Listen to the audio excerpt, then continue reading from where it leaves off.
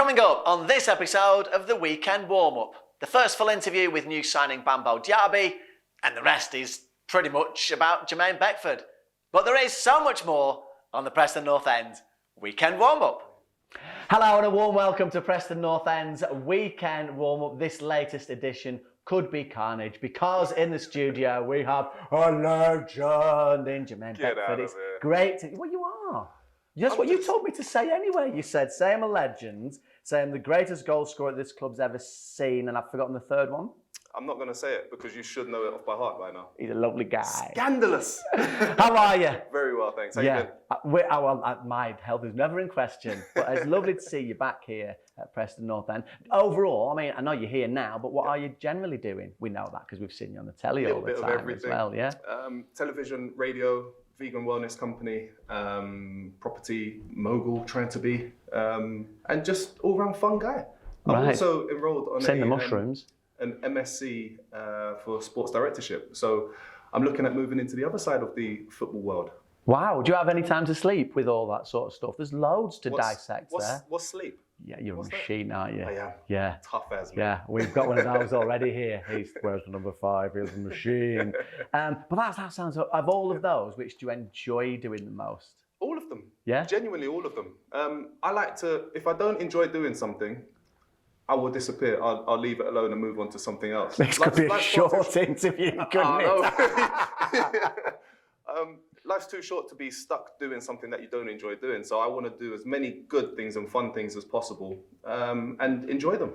Good. You don't look any different either. It's like looking at someone from 20 years ago. You've literally not changed. It's like I've covered up all the bits that have changed. Mate. Is that right? I need a bigger hose, don't I? That's what it is. The vegan stuff, they mock me.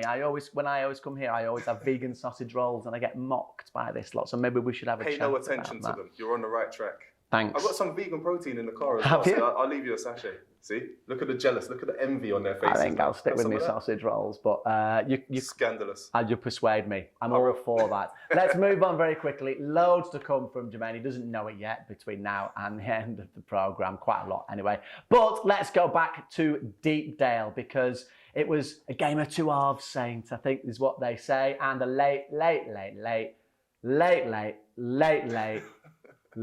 equaliser. Let's rewind and take you back to Deepdale last weekend. It's a physical battle at the moment, and it's Bristol City who've won it. De Silva for Semenya again, and now finding Andy Vyman, who's in a shooting position. So is Martin, and that's clinical.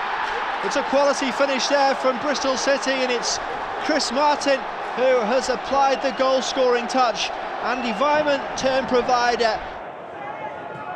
Bristol City just teasing North End at the moment as De Silva tries to wrong foot Cunningham, and he goes around him as well, crosses in dangerously, Vandenberg heads it away, Semenya with the volley just over the top. Scott plays it in dangerously and Vandenberg gets it away, only as far as Semenya, still inside the box here on the left hand side. He is teasing Brown, going around him as well, as Semenya pulls it back, and it is a terrible miss from Andy Vyman, the in-form Bristol City captain, from 6 yards out. It's back with Sepp Vandenberg here. Bristol City have set back a lot at the start of this second half. Here's Cameron Archer now, who turns and tries to get the shot forward, and that's better from Preston North End. It's better from Ryan Lowe's side. Archer here keeps hold of the ball. Now he needs some help, so he finds Archer. So he finds Whiteman, I should say. Archer gets it again this time. He might fancy the chance to shoot. He does! It's a brilliant save. Reese with the tap in. And this time the equaliser comes. And it's Emile Reese again, who just can't stop scoring at the moment. It's his 15th of the season. And it's a goal that Ryan Lowe was desperate to see at the beginning of this second half. Sepp Vandenberg tries to find Evans. It was just a little bit too far away from Ched Evans. And Bristol City have it again. One or two tired bodies again now looking in the North End ranks as Masengo drifts past Brown. Finds the strike of Semenya, who scores for Bristol City. And have they won it with 10 minutes to go?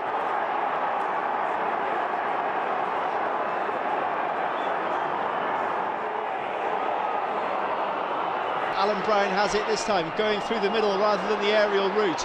But Bristol City could try and counter-attack themselves, and they have the opportunity this time, and it's with Pring, the defender, who has gone a long way there, but Ali McCann takes the ball away from him. Excellent work there from the midfielder. Now perhaps the very last chance for North End, and it's Potts who's got a lot to do here to reach it, but he has got to it, and he pulls the cross in, and it's Rees! Yes! Oh, you cannot believe it! You cannot believe it! Unbelievable from Emile Rees. Wow, an absolutely fantastic volley to snatch a point with what will be the final kick of the game. Now then, what an end to the game that was, and you were there. There were 3 generations of Beckford there. Your grandson? No, for the record. No. I took my dad and my son. So we got there just in time for kickoff, if I'm honest. Outside was a little bit mental. It's been the first time I've been back to Deepdale in a while. Was that because people were going, sign this, take a photograph? Yeah, a little bit, yeah. We love and you my little still, boy was why. he was bamboozled. He was like, wow, people actually know you. He doesn't actually think that I've played football, which was bizarre because when we walked past one of the entrances, there's a picture of Wembley, when we won at Wembley, and one of the photos afterwards, I was on the floor with spread out and everything, and he walked past the entrance, stopped, backtracked, had a look back in and said, Daddy, that's you! And I was like, I told you! I've told you! Now will you watch my YouTube videos, please? And he still says no. I like him. Yeah. Do you miss it? Yes, absolutely. I miss match days. I miss the build-up. I miss the banter. I miss just the all-round feeling, sensation, energy you get from football. You know, I don't miss pre-season. I'll be honest with you. That's one part that I don't miss. I don't miss training on a Monday and a Tuesday when there's a Saturday game because they're pretty much like pre-season. But aside from that, I do miss being in and around it. Who do you stay in touch with? None of them. Everybody, all of them. Everybody. When I see everybody, Lovely. It's just the football industry is bizarre because you could be away from everybody for a year, 2, 3, but then as soon as you see each other again, it's like no time has passed. It's just like another day where you're just back amongst your friends. You know, so yeah. I want to talk to you about big moments, I think, but I might do that in just a moment. I want to talk to you about manager. Who you know very well. I'm going to do that in just a moment. But first of all, just a reminder, our new signing who came through the doors this week, let's catch up with his first interview. I'm very excited. I'm very excited to sign with Preston because it's like, after a long time, it's the thing what I'm waiting. Every day I'm training very hard for get this day. And finally I find when I come here, all the staff, the players, he gave me a big welcome back. He said me, okay, Bambo, now it's turn to enjoy football again after a long time. And he's there here in Preston. I'm happy. After 2 months, I want to go forward with this team. When you get in a new dressing room, when you are new, and you see these teammates, it's unbelievable. You know, everyone is very good lads, and nobody is talking about another things more than football. To try to enjoy, and every morning when you come here, it's like, wow, I'm going to see these guys, you know? And you come here excited for everything. I can imagine a game. Every day I imagine that. It's in my head. It's like to be back in the stadiums. It's the atmospheric. That's English football. Is for this. Always I say, in England is the best football in the world, and for this I'm here. And always I imagine with the fans, with the white shirt on the pitch. It's like it will be amazing. Right, let's get. We're having far too much fun in between everything happening here, or at least I am. So apparently you played a game at Wembley that you never talk about, you never asked about. It was one of the best days of my life. How was it for you? That was great. Me, by the way. It might have been the best day of yours. It was great. I'm getting very giddy. Absolutely amazing. About it. I know you are. I could tell. Yeah. For me, it was fantastic because I had the whole family there watching, supporting, and just taking in the atmosphere as well. What they don't tell you, when we're walking out of the tunnel, either side of where we're walking, there are these massive flamethrowers. They were roasting, red hot. As soon as the flames went up, I almost lost eyebrows and eyelashes, honestly. Piping hot. We could Those feel ones them. there, did you see them? I was about, well, back there now, but I could feel it where I was. So undoubtedly you did. This was some start. Now we were all damaged by playoffs before we'd got there as fans watching Preston North End over the years. Yeah. You might have scored a goal in the semi-final as well. Two actually. Possibly. But who's counting? But it was only the one, that one. Okay. That I'm not counting the other about. one, which was actually pretty good as well. You That's fine. we were all sort of crouching and hiding behind anything that we could on our way here and even in the semi-finals because of what happened previously. You turned it up to 11. So what did this do to you? Oh my word. I don't know if I turned it up to 11. I feel like all of us turned it up to 11, including the fans. Now, without the support of the fans, we wouldn't have been able to approach this game and attack it in the manner in which we did. And we dominated, to be fair. We put them under pressure in all the right places. And when you're playing against a team like Swindon, who are known for dominating possession and being one of the hardest teams to get the ball off, by getting in their faces, which we did right at the beginning of the game, made the game so difficult for them to kind of get a hold of, which just suited us down to the ground. I think that's got to be my favourite finish of my three Ever? at Wembley. Ever? Come on, just say yes, just to please us. It's right up there. It's right up there. Was this? Where does this? In terms of feeling, in terms of the emotion, match, then it must have been being at Wembley, given the occasion, and given that you should Can't have believe scored I missed that one. You one. should have scored that one, shouldn't you? I should have taken one more touch. But I learned from my mistake here. Watch this one. Here we go. Now, in terms of, iconic That's the extra touch I should have taken the time before. goals, hat tricks at Wembley. Is it the most thing you Yeah. get asked about? Yeah. It's absolutely incredible. For the amount of time that we spent there, You've not got your shirt there. We don't talk about that, do we? I've still got the other one. Right. So I switched my shirt at half time and put that one in my bag and put on the second shirt to go out in the second half because I had a feeling we might have a little bit of a stampede or something like that. So I just thought, look, let me take a shirt that I've scored two goals This in. is too cool. This is like, we were all losing our minds completely. Well, we were trying to stay calm and collected Well, on it the sounds field. like you were. If you're thinking about stuff like that, that's like... I was thinking somebody's going to pinch my shorts, my socks, my boots, everything. Captain's armband's going to disappear.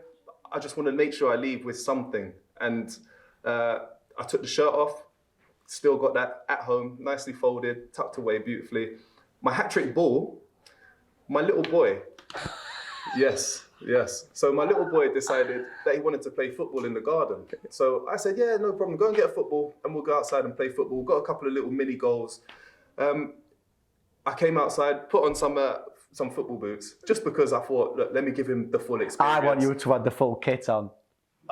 I should have done, but I didn't want to ruin the shirt, that's all it was. So I went outside, and the little rascal has got my hat-trick ball from Wembley, playing with it, covered in mud, absolute mud, and some other bits and bobs on there as well. I was absolutely fuming. You should have seen me afterwards. I didn't want to say anything to him, because I love that he loves football. But at the same time, as soon as we finished, I picked the ball up, took it inside, and I was washing it and wiping it clean with like a tear in my eye. I presume it wasn't signed. You're like scrubbing up. It wasn't Paul signed. Huntington, The let's shirt pretend was I was signed. anyone who scored. The shirt was signed, but the ball wasn't. So it wasn't as bad. So it still looks like it's been used at Wembley, which it has. Just a couple of extra marks on it. Of course, you did play more than just one game for Preston North End, and we loved everything that you did for us at the time. No, I'll go with all of it just for now, and we'll erase anything else from our memory banks. As you know, it's not great up there anyway, is it? How do you look back? You know, like if someone said Preston North End, what's the first emotions that come to you? Fondness, absolutely fondness. I was playing for Bolton initially, and I ended up coming to Preston on loan, and it was working with Simon Grayson again, working with Glyn Snoddin, Ian Dusty Miller, and players like Paul Gallagher, who I knew, Paul Huntington, who I'd played with before as well, Tom Clark. There's lots of boys that were here at the time who I'd played with previously. So to go to a club where you are familiar with a lot of important people, a lot of important individuals, just makes you feel as a person, as a football player, welcome and a lot more comfortable and confident quicker. So you didn't need that much bedding in time. I needed that because I was at a point in my career where I just felt like I needed an arm around the shoulder and to pick the confidence up again. And I got exactly what I was looking for. It was just perfect timing. For everyone, I think it was. You were what we needed, and that sort of nice symbiotic. Yep. Off we go. Yep. I'm aware that you want to go out and watch training, and I'm also aware that this is only supposed to be a half-an-hour programme. We've probably just spoken for about half an hour about that stuff as well. So, but I need to talk to you about the manager. His office is just the other side of that wall. He's out there at the moment. So he's got microphones and he's listening. Always. I can't even tell you what he caught me doing last week, but that's a different story. I don't think we want to know. Nothing bad. But he overheard me saying something and came in, long ball! Route 1, or whatever I said. Anyway, you know him though? Yes. Yeah, so tell us about that relationship. So I played with Ryan Lowe when I was at Bury, strike partners together, built a brilliant relationship, great partnership together as well. And he ended up taking over as the gaffer of Bury when one of the managers we had at the time, I can't remember who it was because we had so many through the doors over the space of an 18-month period. And he did really, really well. Great manager, does really well galvanizing a squad and individually per person, he works really well with individuals. And that's something that is vital because he's still relatively young as well. And he's recently come out of the game. He understands the relationship between the manager, the coaches and the players that the players desperately need. So it's a great bridge. But he's also got players like Paul Gallagher, who obviously I've played with before as well. Ex-players, sorry. Who also know what it's like and what it takes to be successful as a player and what you need from coaches. So to have those guys working alongside each other is brilliant. I think it's a match made in heaven, shall we say, soon to see. Yeah, well, we're seeing the fruits of that already, I think, in terms of certainly the comebacks we've had. And we're off to Hull City this weekend. So let's hear from Ryan Lowe now, looking ahead to the trip this weekend. Yeah, I expect, they'll play a bit of football. They're in decent enough form, obviously under Grant before he's left. I'm sure they'll try and continue that. I know they've changed shape the last game. So, yeah, look, we're expecting a tough encounter, we know that. It's a tough place to go. They've got some good players. But as I said, it'll be about what we do. Yeah, listen, they're being fantastic, and I think, to lose your job after winning 3 back-to-back wins is harsh. But obviously when a new owner comes in, things change. I thought Grant and Cliff have done a fantastic job there and deserve every credit where they are now. I think they were on a great run of form before they lost the jobs. So credit where credit's due to them. Obviously a new manager's come in the building and stamping his authority down of what he wants. So yeah, that's why we're expecting a tough encounter, we know that, but it's about how we go about our business. We'll put a game plan together. We respect Hull for what they are and where they are and in form at the moment. But it's about what we do. We're expecting a lot of fans to make the journey. How much does their continued support mean to you? Immense, yeah. But not just to me, it's all of us, me, the players, the staff, and them alone, because, without them, we can't hear them. We won't be hearing them loud. If they're not there, then there's no atmosphere. They travelled in the numbers away to Millwall Tuesday night, and now they're travelling in the numbers again. I said before, we thanked them, for all the work and the effort of getting up and down the country to follow your team home and away is fantastic, and we want them to be loud and proud, and hopefully we can give them something to shout about. Right, so before you go, we'll give you some ticket details about the Hull City game just a moment as well. And you, if you fancy coming along, that would be super. It would be super. That's nice of you to offer. Yeah, well, are you driving? I'll get the coffee. You getting us in a box? Yes. Then yes. Yes, it's a cardboard box in the car park. So we mentioned about Lowe, former player, now manager, Jermaine Beckford. Do you ever fancy doing that, or you've got a million things going on anyway? It's time. I don't know if I've got the time. Do you have the? Do you want to do it though? I want to get back into the football industry, but I don't know where just yet. But I'm finding myself more and more around different football clubs all the time, speaking to different chief executives, managers, owners, and rubbing shoulders with them and just, getting ideas from each other. You know, so we'll see. We'll see. So would it be potentially more something off the pitch and given? Quite possibly. Yeah. Yeah. I know I'm silly at times, but I'm serious when I need to be. Like when I'm telling my kids off. I can imagine. Yeah. I can't imagine actually. No, I'm bad at it. Really bad. Yeah. At it. Yeah. But that's why you're great at stuff. And before I forget to say, obviously, Hull City is the next away game. You were going to tell them about watching it on iFollow, weren't you? I was. Or listening to it on iFollow around the world. Yep. 3 Until o'clock you just mentioned it. our time. Yep. And you were also going to say, if people want to go, Yep. they were getting close to selling out. Now, when this goes out, that's a watch under there time, somewhere. I think it means time. And they could have sold out. So if you're thinking of going, check pne.com. That's what exactly you what I were was going to say. You nailed it. Thanks very much. So where we're going to see you next on the old television? Oh. Anywhere. Radio. Everywhere. Yes. Omnipotent. Yes. If you don't see me, you'll hear me. We'll have a chat about vegan protein. Yes. And every other business All-round thing wellness. that you've got. Yes. And we'd love to see you at Deepdale again soon. Hull City. Yeah. Am I driving or are you driving? Depends what music you listen to. We'll discuss this later. No, let's discuss this now. What music are we listening to? You tell me. Well, yeah. Oh, that's interesting. That's a good one. They're my favourites at the moment. They're a continental. They're a continental band. Yeah, they're good though. not my Give them a listen. Wet Leg. Yep. Okay. You've never heard of them, have you? Nope. What about Yard Act? Oh, they sound like. You've never heard of them? No. Do you want me to need to say Frank Sinatra or something? Don't worry, like I'll that? bring my own. What are you listening to? Not what you're listening to. You've never I'm even listening to heard you of at the moment. That's what I'm listening to. Right, yeah? listen. I'm going to go and start the car. You just need, when I've gone, look in that camera and just go, come on, you white, because that's how we finish. Like that. I'm gonna Come go on, and you whites. Yeah, but not like yet. All right, I'm just saying like I'll that. get the car started. Don't forget to like and subscribe and all the other stuff that goes with it. Ciao. You're going to say, come on, you whites. Come on, you whites.